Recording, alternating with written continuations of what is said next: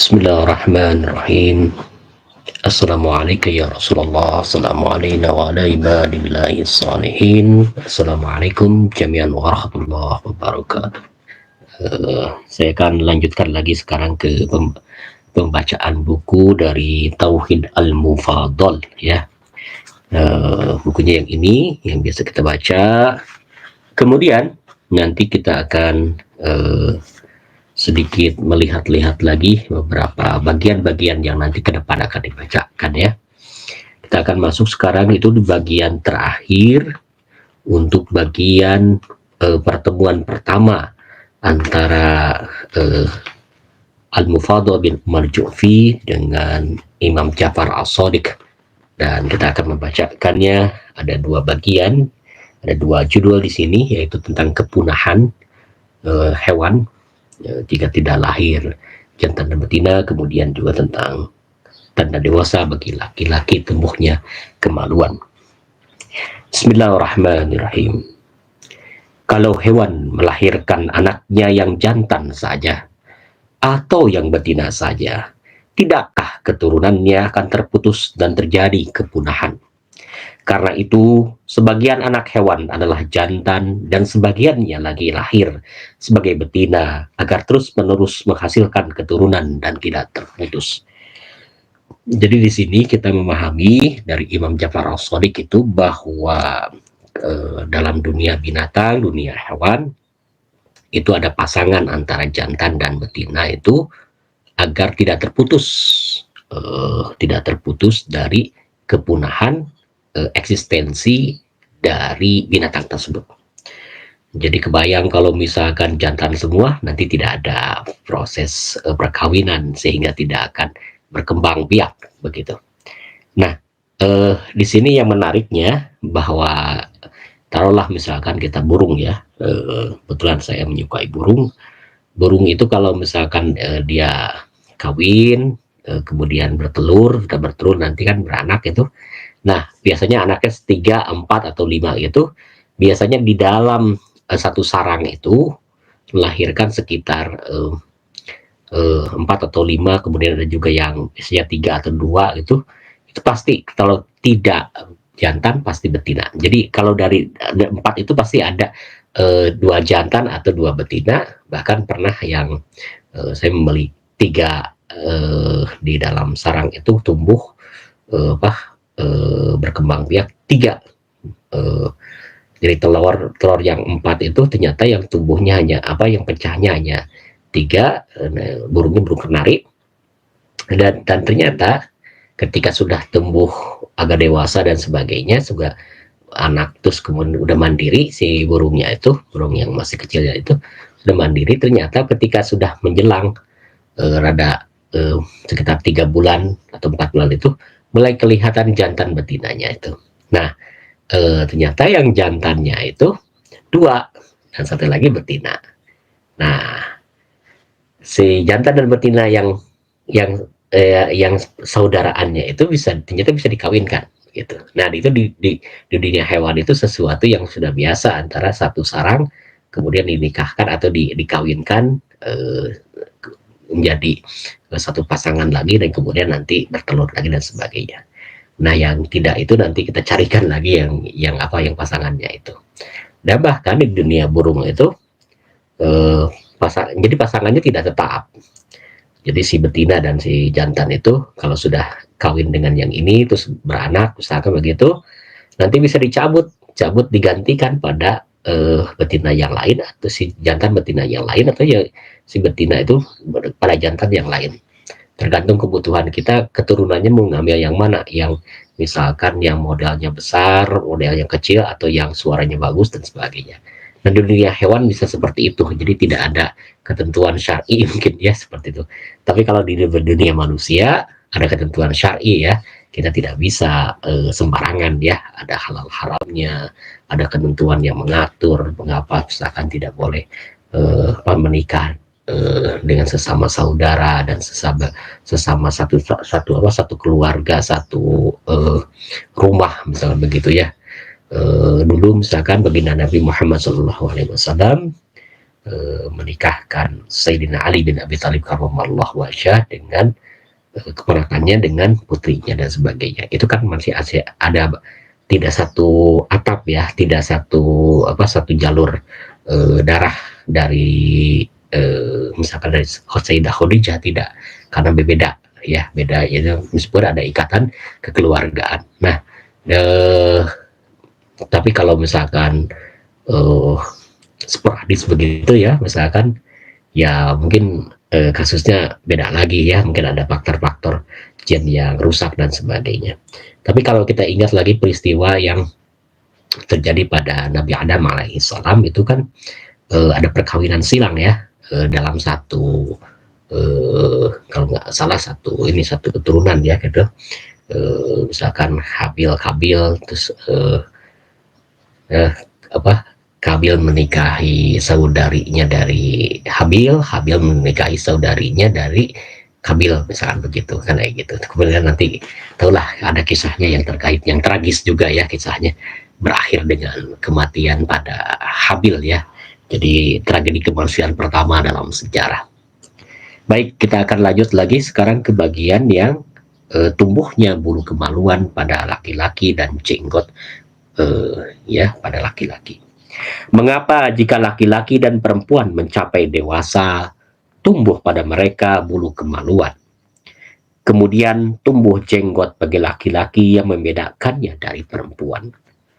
Kalaulah tidak ada pengaturan dalam hal itu, maka Allah yang Maha Suci dan Maha Tinggi tidak menjadikan laki-laki lebih tinggi derajatnya dan menjadi pelindung bagi perempuan. Dan Allah menjadikan perempuan sebagai istri bagi laki-laki. Dan Allah memberikan jenggot pada laki-laki agar memiliki keperkasaan dan kegagahan. Dan dia tidak memberikannya kepada perempuan agar tetap memiliki keindahan wajah dan kecantikan dalam segala hal. Hal itu diberikan dan dicegah berdasarkan keperluan dan kemaslahatan dengan pengaturan yang maha bijaksana. Nah, pada paragraf yang ini kita ketahui bahwa yang membedakan laki-laki dan perempuan dari segi penampilan itu, kata Imam Ja'far As-Shadiq, adalah laki-laki tumbuh jenggot, mungkin cabang seperti ini yang tapi saya sudah dibersihkan dan tumbuh lagi ya, itu jadi kelihatan. Nah, itu menjadi wibawa, menjadi tanda bahwa wah dia maco, perkasa dan sebagainya, kata Imam Ja'far As-Shadiq sini. Kalau perempuan itu tidak tumbuh jenggot, hanya tumbuh bulu kemaluan di sekitar area kemaluannya gitu, begitu ya. Ya itu mah nanti dilihat saja sendiri yang pakai yang perempuan begitu ya. Nah, kenapa wajahnya tidak berbulu, tidak berjenggot atau bercambang seperti laki-laki? Karena untuk menunjukkan bagaimana maskulinitasnya itu, kecantikan, keindahan wajah. Kita kan laki-laki kadang-kadang senang juga melihat wajah perempuan dan sebagainya. Ya, tapi ya wajah perempuan yang misalkan halal ya, yang sudah menikah dan sebagainya. Kalau misalkan yang lain ya sesuatu yang dosa lah mata kita, dan harus terjaga mata kita. Ya. Nah, di sini ada keperluan dan kemaslahatan dengan pengaturan yang Allah Ta'ala tentukan, kata Imam Ja'far As-Shadiq gitu. Dan memang janggot itu menjadi sesuatu, jenggot itu menjadi daya tarik biasanya, kelihatan maco, keren dan sebagainya gitu ya. Oke. Mufadol berkata, kemudian tiba waktu tengah hari, maka tuanku berdiri untuk menunaikan sholat. Beliau berkata, datanglah besok pagi-pagi, insya Allah. Maka aku pulang dengan sangat bahagia dengan apa yang telah aku ketahui, senang dengan apa yang telah diberikan kepadaku. Aku memuji kepada Allah Subhanahu wa Ta'ala apa yang Dia karuniakan kepadaku, bersyukur karena nikmatnya atas apa yang telah Dia berikan kepadaku, yang diajarkan Tuanku padaku. Malam itu aku tidur dengan sukacita karena apa yang telah diberikan dan diajarkannya kepada aku. Nah, ini sudah tuntas pertemuan pertama antara Al-Mufadal bin Umar Al-Jufi dengan Imam Ja'far As-Shadiq yang membahas tentang semesta, manusia, dan hewan. Nah, pertemuan beliau itu di pagi hari, kemudian berakhir di siang hari. karena di siang hari itu kemudian Imam Ja'far As-Shadiq setelah selesai menyampaikan mungkin pujangan terkait dengan semesta dan terkait dengan hal-hal yang eksistensi di balik keberadaan, ada hakikat di balik keberadaan, ada penguasa di balik keberadaan, yaitu Allah Subhanahu wa taala, menerangkan terkait, dan ini juga bagian dari tauhid ya, begitu. Nah, Bapak dan Ibu, kita ketahui bahwa pada bagian awal perbincangannya itu adalah perbincangan yang terkait dengan pertama adalah pertemuan dengan Ibnu Abi al-Auja'i dengan Mufadol ya. Kemudian dari sana Mufadol tidak bisa menjawab pertanyaan atau diskusi dari Ibnu Abi al-Jawi yang sebagai dakhriyin, sebagai ateis itu. Kemudian beliau datang kepada Imam Ja'far Shadiq untuk meminta penjelasan terkait dengan kosmologi, terkait dengan semesta, manusia dan sebagainya, bahwa di balik semua alam semesta ini ada penguasa, ada Tuhan yang maha mengendalikan, ada kausa prima gitu ya, kayak itu. Nah, kemudian terjadilah pembahasan dan pembahasan itu kemudian dikuasai, dituliskan oleh Mufadol, dan jadilah bukunya itu adalah Tauhid al-Mufadol Imla al-Imam Abi Abdillah al-Shadiq ala Mufadol bin Umar al-Jufi gitu ya, gitu. Nah, pada pertemuan yang pertama itu pembahasannya terkait dengan ketidaktahuan orang-orang yang ragu terhadap sebab penciptaan dan makanannya, sampai kelahiran janin, kelebihan manusia berdiri duduk, sampai pelupuk mata, jantung, pelindung gigi manusia, roti, air, termasuk juga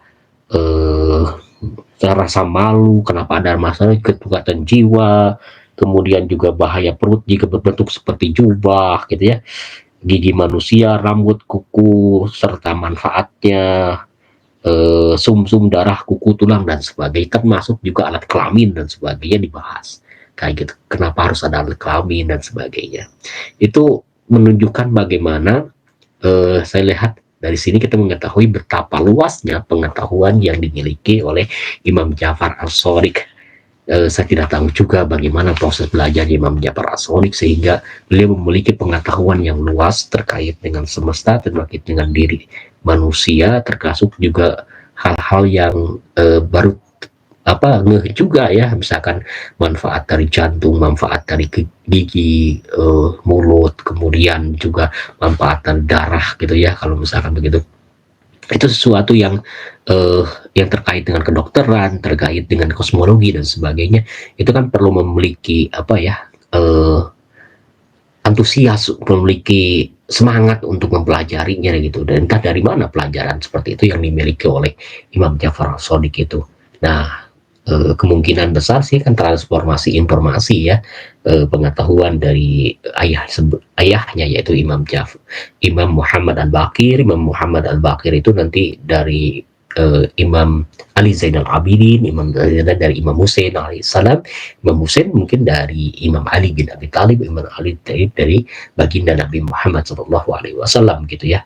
Jadi ada transformasi pengetahuan atau ilmu mungkin ya dari para imam sebelumnya, dari baginda Nabi Muhammad SAW mengajarkan kepada Imam Ali mengajarkan kepada Imam Hasan dan Imam Husain, kemudian mengajarkan kepada putranya sebagai imam yaitu Imam As-Sajjad Al-Abidin, mengajarkan pada putranya Muhammad Al-Baqir yang kemudian jadi imam juga, dan kemudian Imam Baqir juga memberi, karena kan gelar Al-Baqir itu